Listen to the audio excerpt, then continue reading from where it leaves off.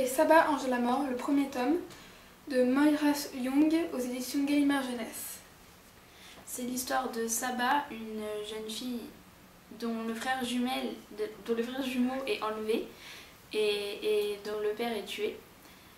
Donc comme sa mère était déjà morte, elle se retrouve orpheline avec sa petite sœur et elle va partir à sa recherche et puis il va lui arriver plein de choses. Elle va se retrouver enfermée dans une arène et tout. Voilà. Moi j'ai vraiment beaucoup aimé ce livre parce que déjà c'est pas un langage soutenu, c'est un peu un langage jeune.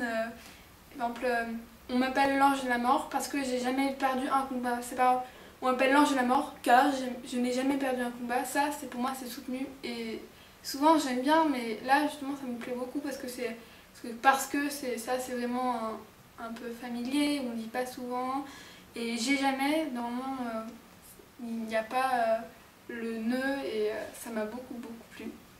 Et après, si dans les dialogues il n'y a pas les tirets ni les guillemets, ce qui est assez rare, ce qui m'a au début, j'ai trouvé ça assez bizarre et puis ça m'a beaucoup plu, je trouve ça très différent.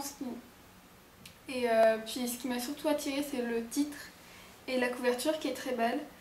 On voit justement Saba en train de partir dans les montagnes, dans le désert, comme ça, seul, et je trouve ça très beau.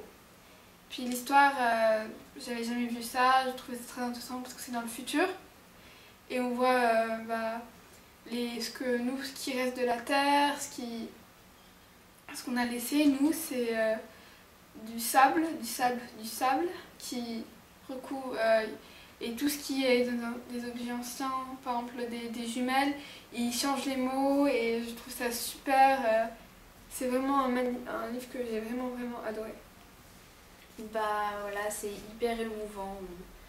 Comme c'est Saba qui raconte, et ben en fait on comprend bien ce qu'elle ressent et tout. Enfin, c'est génial quoi.